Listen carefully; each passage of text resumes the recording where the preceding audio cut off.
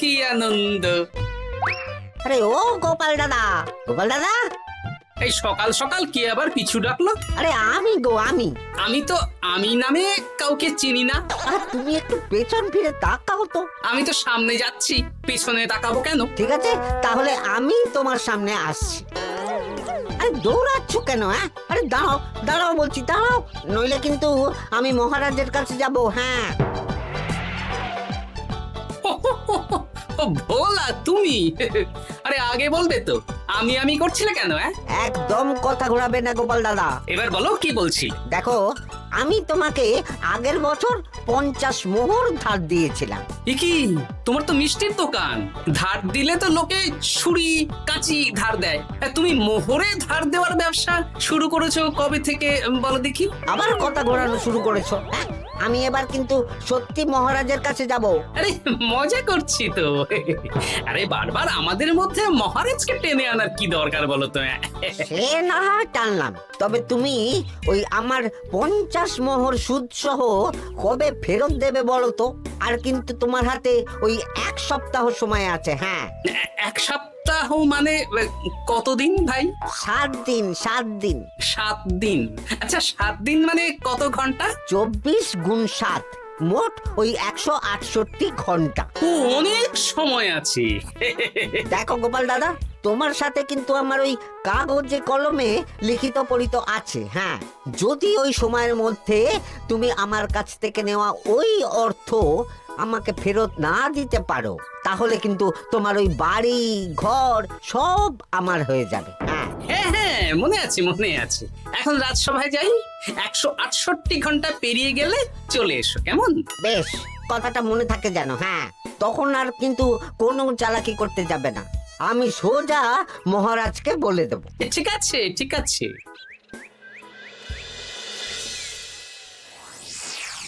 দেখুন মহারাজ, নিজের চোখেই দেখুন, সবাই হাজির, শুধু গোপাল ধা।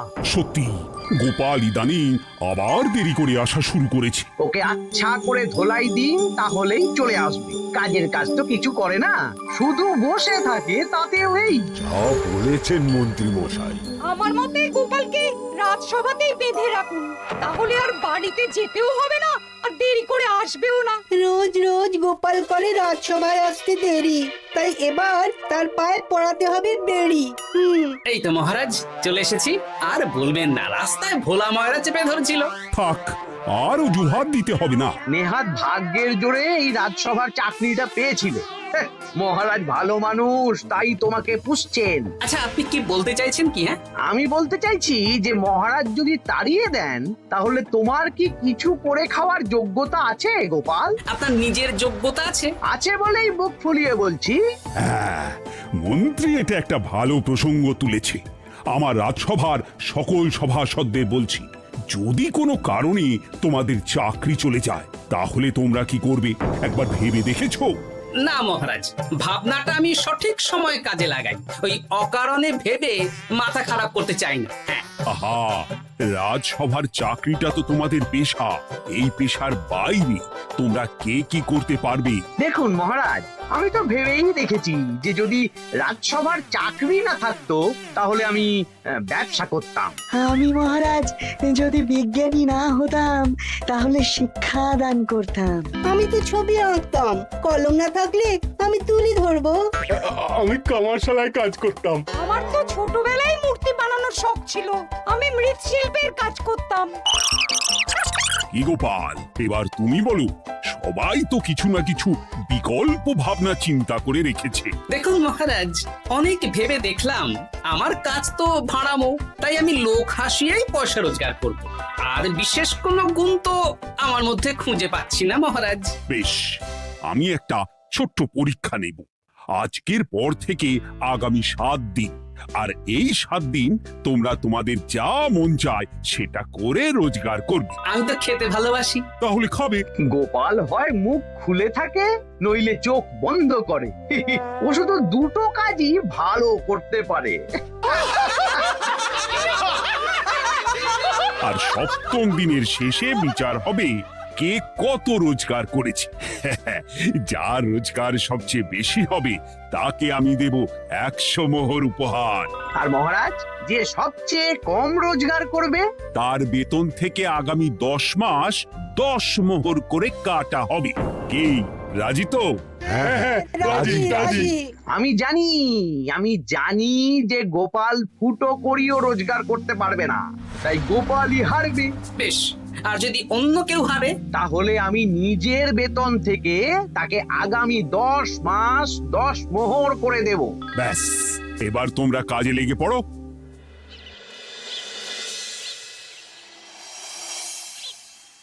এ কি গিন্নি, আজকেও নিরামিষ? হ্যাঁ, আজকেও নিরামিষ খেতে হয়। হ্যাঁ, রোজই তো কিছু না কিছু একটা লেগে আছে তোমার। আমাদের পুরো শরীরটাই তো আমিষ। হ্যাঁ, তাহলে আমিষ খেতে বাধা কিসের বলো দেখি? বেশি তর্ক করতে হবে না বাপু, তা তোমাকে ডিম বানিয়ে দেবো। হ্যাঁ, না, আমি মানুষই ঠিক আছি গিন্নি। আরে তোমাকে ডিম বানাবো বলেছি নাকি? আমি বললাম তোমার জন্য ডিম বানিয়ে দেবো। জন্যটা তো বলনি তখন। আরে তাড়াতাড়ি দাও, তাড়াতাড়ি দাও। এখন কদিন শুধু খাবো আর ঘুমাবো, 7 দিন ছুটি। ছুটি মানে? সেসব পরে বলবো গিন্নি। যাও গিয়ে ডিম সেদ্ধ বসাও।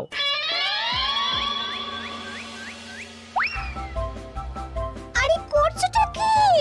বাড়িতে যা মোহর আছে সব তুলে কোথায় নিয়ে যাচ্ছ? আড়ত বাজারে। কেন কেন? তুমি আড়তে গিয়ে কি করবে? আড়তটাই কিনে নেব। কেন?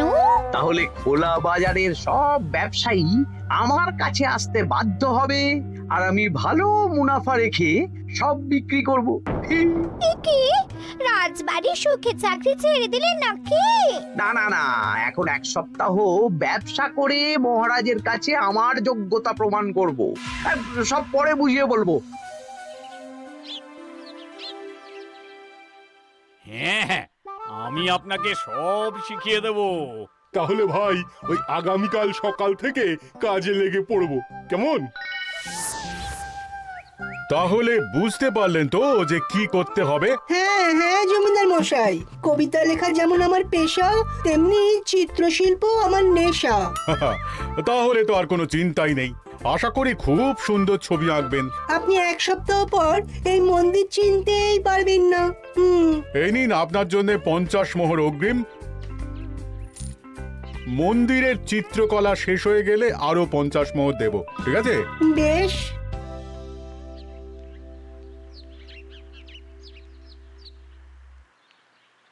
এই হাত চালা, হাত চালা। হাত পা সবই তো চালাচ্ছি মন্ত্রী মশাই। আপনি এত শাকসবজি আনাজ দিয়ে করবেনটা কি? আমি এখন 7 দিন কৃষ্ণনগরের বাজার নিয়ন্ত্রণ করব, তাই সব জিনিসপত্র আড়ত থেকে আমি নিজেই কিনে নিয়েছি। এবার সাধারণ বাজারের দোকানদাররা আপনার কাছে আসবে। কাল সকাল থেকে শুধু মোহর গুনবো।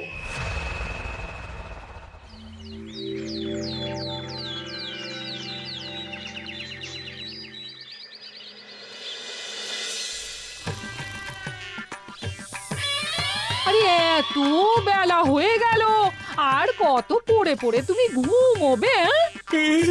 এত লম্বা ছুটি পেয়েছি, এখন তো বিশ্রাম নিতেই হবে গিন্নি। কিন্তু পুকুর ঘাটে গিয়ে তো আমি অন্য কথা শুনলাম। তুমি আবার কি শুনেছো? তোমাদের মহারাজ নাকি বলেছেন আগামী 1 সপ্তাহ তোমরা সকল সভাসদেরা ওই সকল সভাসদেরা নিজের ইচ্ছে মতো কাজ করে রোজগার করব। আমার কাজ তো ভাড়ামো করা, তাই ভাড়ামোর সুযোগ এলে সেটাই করব। কিন্তু যদি সুযোগ না আসে, তাছাড়া যার রোজগার সবচেয়ে কম হবে তার তো বেতন থেকে 100 মোহর কাটা হবে গো। এই খবরও পেয়ে গেছো? বাবা, পুকুর ঘাট না পরনিন্দা পরচর্চা কেন্দ্র? হ্যাঁ, ওসব বাজে কথা বাদ দিয়ে কোনো কাজ শুরু করো, কাজ শুরু করো। এরকম গা এলিয়ে শুয়ে থাকলে ভগবান এসে তোমাকে পয়সা দিয়ে যাবে না গো। গোপাল দাদা, ও গোপাল দাদা, বলছি গোপাল দাদা, কি খবর গো? এই তো গতকাল তোমার সাথে কথা হলো, আজ একেবারে বাড়িতেই চলে এসেছো। তোমার যা হালচাল তাতে তো মনে হচ্ছে ওই কদিন পরে বাড়িটা আমারই হবে। আর সেই আশাতেই বসে থাকতো। এই ভোলাময়রা এসেছে কেন গো? এসব কি বলছে? মা ঠাকুরুন, আপনার কাছে আর কি লোকাবো? বহুদিন আগে গোপাল দাদা আমার কাছে 50 মোহর ধার নিয়েছিল। সেই ধারের থেকে 5 মোহরা এখনো আমাকে শোধ করেনি। সে কি?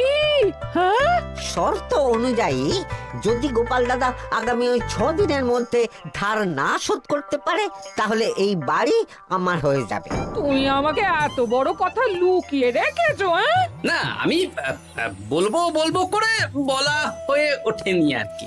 এবার আপনি দেখুন গিন্দিমা কি করবেন। ভিটে মাটি ছেড়ে কোথায় গিয়ে উঠবেন দেখুন। কি গো, এতেও তোমার হুঁশ হয় না? হ্যাঁ? ধুর, এই অযথা চিন্তা করো না তো, কিছু না কিছু একটা হয়ে যাবে।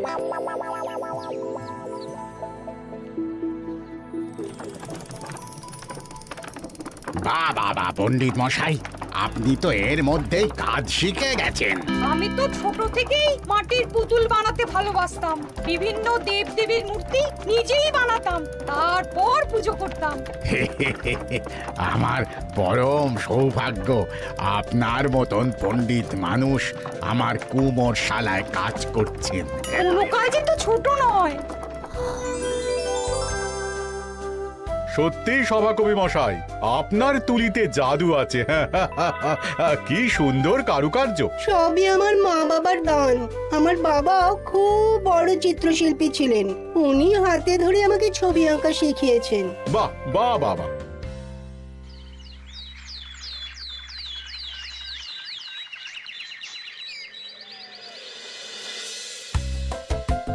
এই যে পুটি, আজকে তো একটা মজার জিনিস শেখাবো।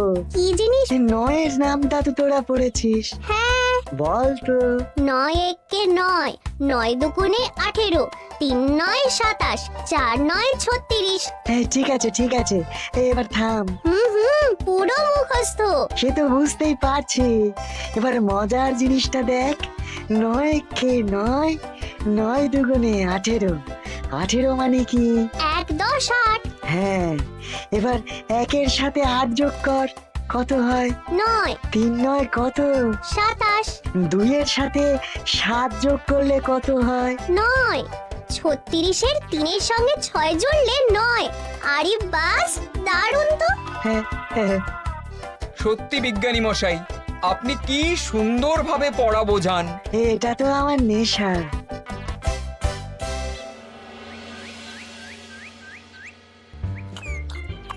বলছি, তুমি তো দিব্যি বাড়িতে বসেই আছো। হ্যাঁ, কিছুই তো করছো না। সত্যি বলো তো, তুমি ভাড়ামো ছাড়া আর কি কিছু করতে পারো? হ্যাঁ, এই আদেশ করতে পারি। গেনি একটু তরকারি দাও তো, জলের ঘটিটা দাও না। যত সব। আচ্ছা, সত্যি তো ভাঁড় না হলে আমি কি হতাম? আমি কুমোর হতাম। মাটির কাজ শুনেছি খুব সোজা। যাই, কুমোর পাড়া যাই।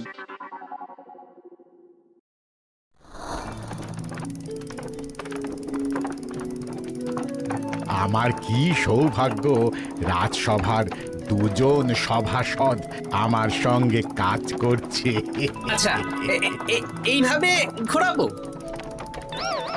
এই যা, হলো না। এটা কি মুড়ির মোয়া নাকি? দাও, আমাকে করতে দাও, তুমি অন্য কিছু করো।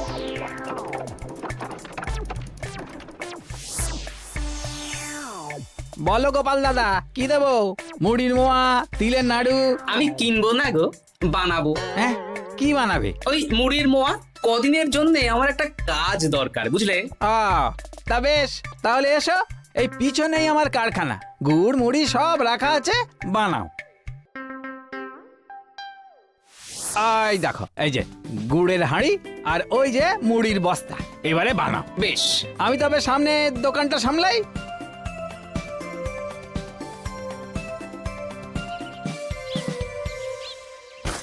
কিসের আওয়াজ হলো? আরে আরে আরে, এ কি করলে গোপাল দাদা? আর বলো না, ওই গুড়টা ঢালতে গিয়ে হাঁড়িটা হাত ফসকে পড়ে গেল। এই তুমি যাও তো, তোমাকে কিচ্ছু করতে হবে না, যত সব বিপদ বাড়ানো।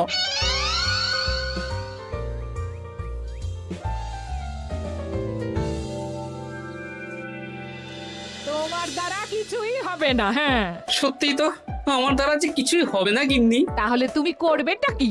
এমন করে বলো না গিন্নি, সবারই খারাপ সময় যায়। আর খারাপ ভালো, যে সামান্য মুড়ির মোয়া বানাতে পারে না তার মুখে এসব মানায় না, মানায় না। এদিকে বাজারে সবজির দাম হু হু করে বেড়ে গেছে। হ্যাঁ তাই নাকি? বলি তুমি জানবে কি করে? কদিন তো শুয়ে বসে আছো, আমি তো বাজার দোকান করি।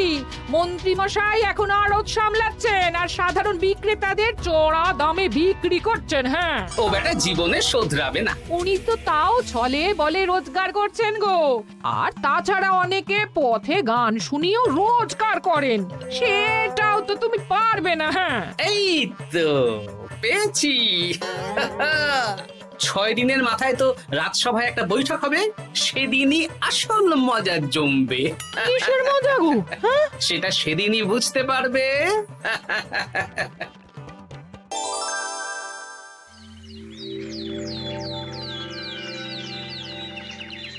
তারপর বলো, আজ তো ষষ্ঠ দিন, আজ অবধি তোমরা কে কত কত রোজগার করেছো? মহারাজ, আমি এখনো অবধি 200 মোহর। বাহ বাহ বাহ! আমি মহারাজ 15 মোহর। হ্যাঁ, আমি 5 মোহর। বিভিন্ন বাড়িতে বাচ্চাদের পড়াচ্ছি, শিক্ষাদান করছি দিনরাত। সেনাপতি, আমি 10 মোহর পেয়েছি, আরো পাবো। আমি 50 মোহর অগ্রিম পেয়েছি, আরো পাবো আগামীকাল। বাহ বাহ বাহ! সবাই তো ভালোই রোজগার করেছো। আর গোপাল, তুমি বলো। মহারাজ, আমি এখনো অবধি কোনো রোজগার শুরু করিনি। আমি আগেই বলেছিলাম গোপাল একটা কানা করিও রোজগার করতে পারবে না। আসলে মহারাজ, আমি আজ সকালেই আমার প্রতিভা খুঁজে পেলাম। তোমার আবার কি প্রতিভা? আমি ভালো গান গাইতে পারি মহারাজ। আমার ছোট্টবেলার ইচ্ছে ছিল আমি রুদ্ধদ্বার সভা করব, গান গাইবো, আর দর্শক বা শ্রোতারা আমার গান শুনে আমাকে পয়সা দেবে। বাহ বাহ বাহ! তা শোনালে না কেন? আমি চাই আপনারা সবাই আমার বাড়িতে আসুন, আমার গান শুনুন। এই না না না না না, তোমার গান শুনে অর্থ ব্যয় করতে পারবো না গোপাল। যদি শোনাতে হয় তো বিনামূল্যে শোনাও। তুমি ভেবেছো কায়দা করে গান শুনিয়ে রোজগার করবে? সেসব চালাকি কিন্তু চলবে না। না মহারাজ, আমার গান শুনতে আসার জন্য একটা কানা করিও খরচ করতে হবে না। আমি বিনা পারিশ্রমিকে গান শোনাবো। বেশ, তাহলে কবে শোনাবে বলো? এখনই চলুন, শুভস্য শীঘ্রম। আবার যেতে হবে কেন? এখনই শোনাও। আমার আবার নিজের বাড়ি ছাড়া প্রতিভা বিকশিত হয় না। বেশ তো, এই কদিন টানা কাজ করেছি, তোমার গান শুনে মনটা যদি ফুরফুরে হয়ে যায় ভালো তো। চলো গোপাল।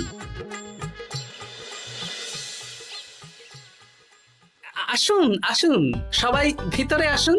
আসন পাতা আছে, সবাই বসুন।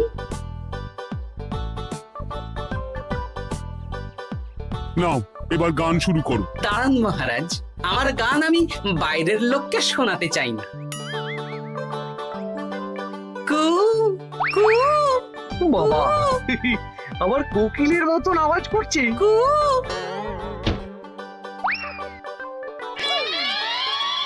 নাও নাও, শুরু করো।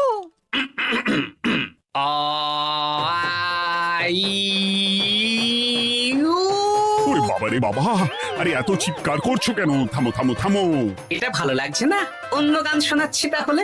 আকাশে মেঘে বাতাসে বায়ু, জ্যোতিষী বলেছে আমার 100 বছর আয়ু। আরে থামো থামো! আরে কান ঝালাপালা হয়ে গেল। না, থামতে আমি পারবো না, গান শুনতেই হবে। ওরে ওরে বাবা রে বাবা, এই কানে তালা লেগে গেল, আমি পালাই। পালাতে পারবেন না, বাইরেও তালা দেওয়া আছে। বাইরে তালা খুলতে বলো। বাইরে বেরোতে হলে প্রত্যেককে 100 মোহর দিতে হবে। আমরা তো আগেই বলে দিয়েছি, তোমার গান শোনার জন্য কোনো পয়সা দিতে পারবো না। এটা তো গান শোনার জন্যে নয়, বাইরে যাওয়ার জন্যে। আমার গান শুনতে আসার জন্যে কোনো অর্থ লাগে না।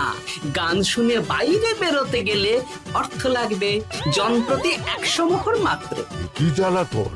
হয় দিন, নইলে আবার শুরু করছি। থামো থামো! আপনারা কি সবাই দেবেন, না এখানেই থাকবেন? এই আমার কাছে এখন 50 মতন মোহর আছে। আমার কাছে 5 মোহর আছে। আছে? সে আমি লোক পাঠাচ্ছি আপনাদের সবার বাড়িতে, পুরো অর্থ পাবো, তারপর সবাইকে ছাড়বো। আচ্ছা, এটা কি ঠিক করলে গোপাল? দেখুন মহারাজ, আমি কথা নিয়ে খেলি। সব সভাসদেরা 6 দিন খেটে যা না রোজগার করেছে, আমি শুধু বুদ্ধির জোরে আর ভাড়ামো করে ঘন্টা খানিকের মধ্যে তার থেকে বেশি রোজগার করে নিলাম। যদিও এখনো একদিন সময় আছে। সত্যি গোপাল, তোমার বুদ্ধির জবাব নেই। মন্ত্রী মশাই, যে সবচেয়ে কম রোজগার করবে আপনাকে কিন্তু তাকে আগামী 10 মাস 10 মোহর করে দিতে হবে। হ্যাঁ নয় হ্যাঁ, এরকমই তো তুমি মুখ বড় করে বলেছিলে। গিন্নি কই গো, ভোলাকে ডেকে আনো, ওর ধার আজকেই শোধ করে দেব। হ্যাঁ যাচ্ছি। হ্যাঁ, আমরাও যাচ্ছি। গোপাল, কালকে রাজসভায় এসে তোমার পুরস্কারের অর্থটাও নিয়ে যেও। সে তো নিশ্চয়ই।